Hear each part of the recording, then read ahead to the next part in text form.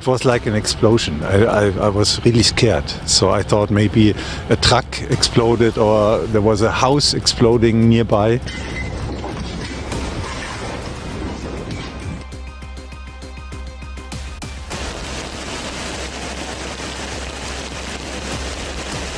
I didn't think that water would rise so quickly. I looked at the water as it kept on rising.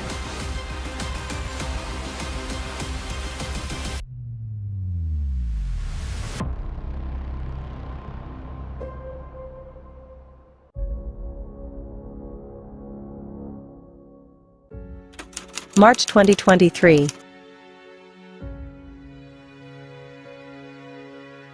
Major floods and landslides in Southeast Asia and South America forced tens of thousands of people to fight for survival. As of early March 2023, the number of people evacuated due to flooding in Malaysia exceeded 50,000. In the country, since late February, heavy rains caused rivers to overflow their banks and flood villages, roads, and vehicles. Many people were trapped inside or on the roofs of their homes. Unfortunately, several people lost their lives. The state of Johor was hit the hardest, with tens of thousands of residents now relocated to relief centers in schools and public buildings. I didn't think that water would rise so quickly.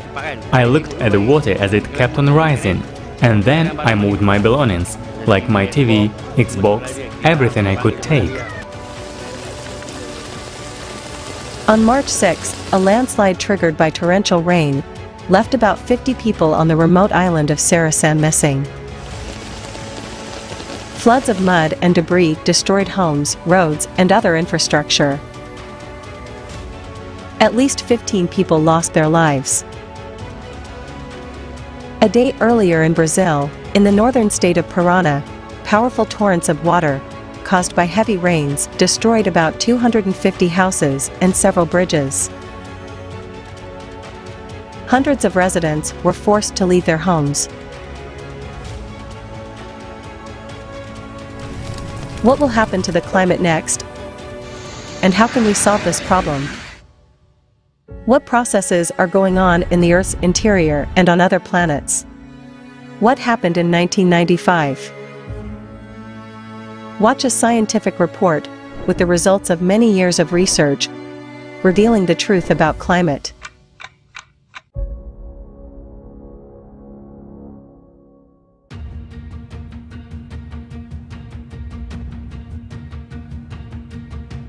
Seismic activity in February 2023 continued its upward trend. This month we witnessed earthquakes of magnitude not only above 6, but also greater than 7. This, for example, was not recorded in February last year. A surge of tremors was observed early in the month, and some of them could not be attributed to the usual phenomena. The whole building shook. It scared the hell out of me. You know, it was real nasty, real loud bang, and then the building started shaking. It was crazy. Honestly, it was real crazy. Thus, the strongest earthquake in the last 40 years happened on February 6th in New York State, near Buffalo, USA. Its magnitude was 3.8. The tremors were felt from Niagara Falls in the north to Orchard Park in the south. On the magnitude scale, 3.8 is small, but the peculiarity of the Earth's crust in this area is such that the efficiency of seismic wave transport compared to sedimentary areas is higher, so the vibrations were felt much stronger. It was like an explosion. I was really scared. So I thought maybe a truck exploded or there was a house exploding nearby. It was really threatening. On the same day, the great natural disasters began to hit TÜRKIYE, demonstrating conclusively the fragility of our calm well-being in the face of cataclysmic events. As of the end of February, the confirmed death toll in TÜRKIYE exceeded 44,000. Together with Syria, there are more than 50,000 lives lost. Earthquakes of magnitude 6 and higher were also registered during the month in Papua New Guinea, Indonesia, New Zealand, Japan, and the Philippines. According to the Chinese Seismological Center, on February 23, a magnitude 7.2 earthquake occurred in Tajikistan on the border with China, and an earthquake of magnitude 5.4 in Indonesia on February 9 showed that shocks of lesser magnitude can also be deadly. It took the lives of 4 people. So far, most of the potentially dangerous seismic events occur far away from populated areas, often in the ocean. But what will happen if many parts of the planet are shaken in a short period of time? Can the affected countries and the world community as a whole cope with the burden of consequences? What state will be able to help its neighbors when it lies in ruins? Let's look at the facts presented at the forum Global Crisis: Our Survival is in Unity.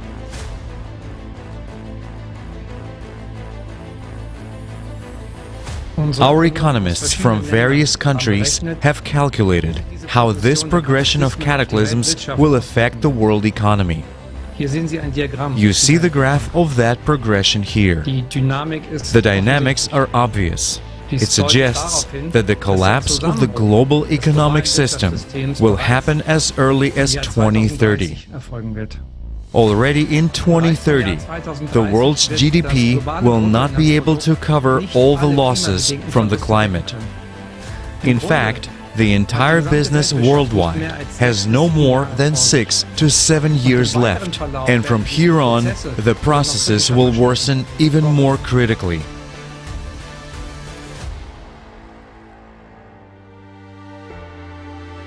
Volcanic activity is inextricably linked to seismic activity. More than 40 volcanoes were active in February. Among them, Sakurajima in Japan, Ebeko in the Kuril Islands and Kilauea in Hawaii, Karangetang and Merapi in Indonesia, Popocatepetl in Mexico, Villarrica in Chile and Cotopaxi in Ecuador. But seismic instruments have also recorded disturbances on seemingly serene dormant volcanoes. 2 such sites are located in the northwestern United States. The Alaska Volcano Observatory, AVO, upgraded Trident and Aniakchak volcanoes in February due to an increase in earthquakes beneath them.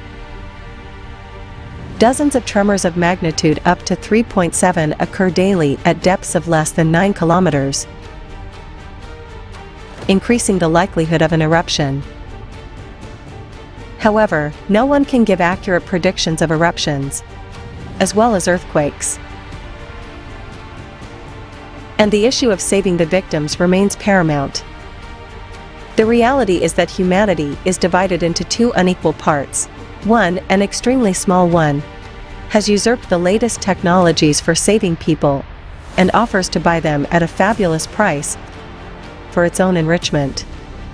The other surpasses the first by billions of times, but takes this state of affairs for granted and remains cowardly silent. And everyone who died was someone's neighbor, friend, or relative. Someone's, not ours. But do we want to face a natural catastrophe personally? To experience the terrible pain of losing loved ones? Or to add to the sad statistics ourselves? All lives lost are the responsibility of every human being. It was we who created a society in which, in the 21st century, earthquake survivors are searched for with dogs and dismantled ruined buildings by hand. Diplomatic, political conventions, lack of joint logistics, complicated rules have led us to the fact that today there is no effective interaction between emergency services in the world. These facts are a huge reason to think about the kind of society we live in. A reason to take action now and create a different world in which human life will be the highest value.